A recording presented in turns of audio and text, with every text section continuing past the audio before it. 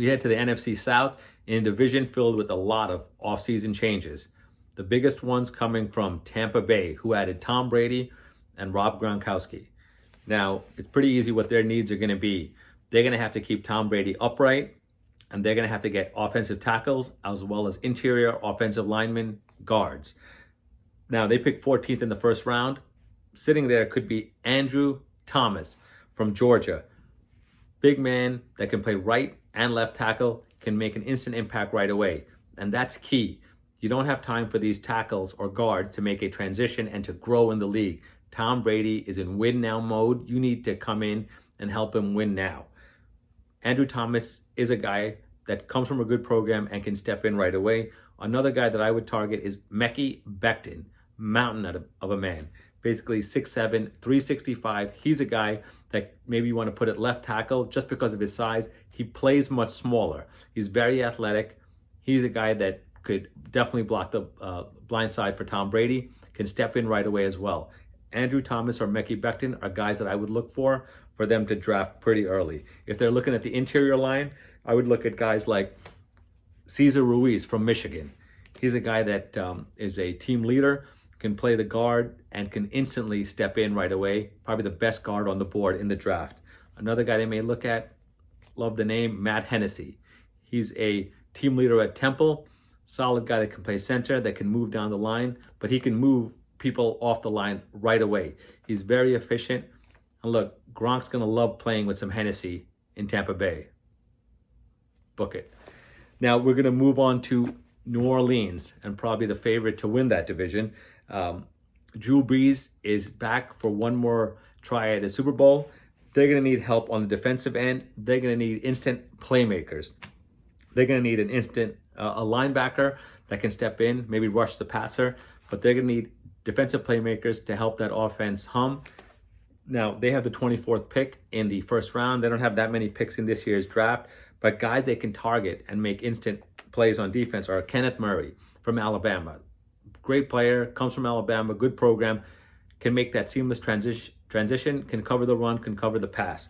But a guy that they may look at is a guy close to home for them. Patrick Queen from LSU is a linebacker that can also rush the passer, but also has the speed to cover and can play the linebacker position. He has a lot of upside. He's a guy that can step in right away and, again, adds value as a linebacker that can rush the passer. If they try to get some other just pass rushers in general, Julian Okwara from Notre Dame is a guy I like. Has height, speed, length, bend to get around the edge. The problem with him is he may be a situational pass rusher to start and has to grow his game and play the run. Another guy that's in a similar vein is Terrell Lewis from Alabama. Now, he got flagged for failing a drug test, so he may drop. So they may be able to get him later, but he's a guy that can also step in, rush the passer, again, has to grow his game, tall, fast, and has bend on the edge. So another guy that they may look at. Now, we're moving on to the Dirty Birds, the Atlanta Falcons. Now, their need is easy. They need corners. They have to stop teams like the Saints and the Buccaneers from scoring. They don't have to worry about the Panthers, but they're gonna need a corner, and they love Jeff Okudah. Now, they picked 16th in the first round. They're not gonna get him unless Thomas Dimitroff, the GM, gets his way.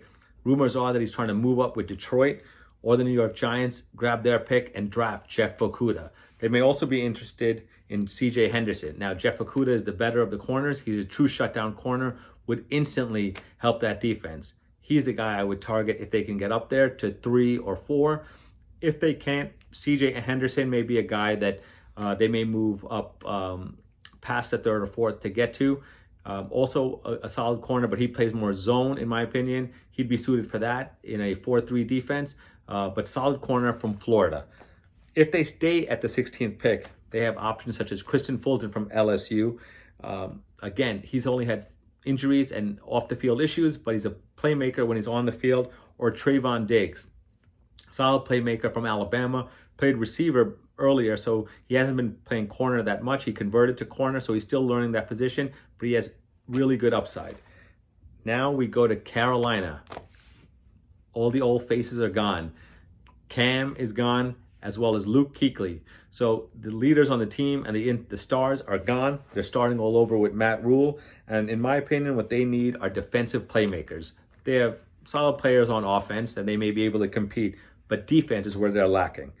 Now, they have the 7th pick in the first round, 8 picks overall. At the 7th pick, guys like Isaiah Simmons may be available. If Isaiah Simmons is there, they need to virtually draft him right away. Isaiah Simmons is the ultimate playmaker, linebacker, but he can also rush, play coverage, and cover the run. So he's an instant playmaker, probably the best all-around playmaker in the draft. Isaiah Simmons is the target. If he's not available, you go Derek Brown or Javon Kinlaw. Derek Brown is a first and second down defensive tackle. He can step in right away and make plays. But if I'm picking at pick, if Javon Kinlaw is available, I pick Javon Kinlaw. He's a guy a little bit like Benson Buckner. Basically, he can rush the passer, stop the run. He's going to have to be double teamed in the league. Big guy, but he's a guy that can make an instant impact. That's the guy I may target. But either one of those 3 guys can make an instant impact on that defense.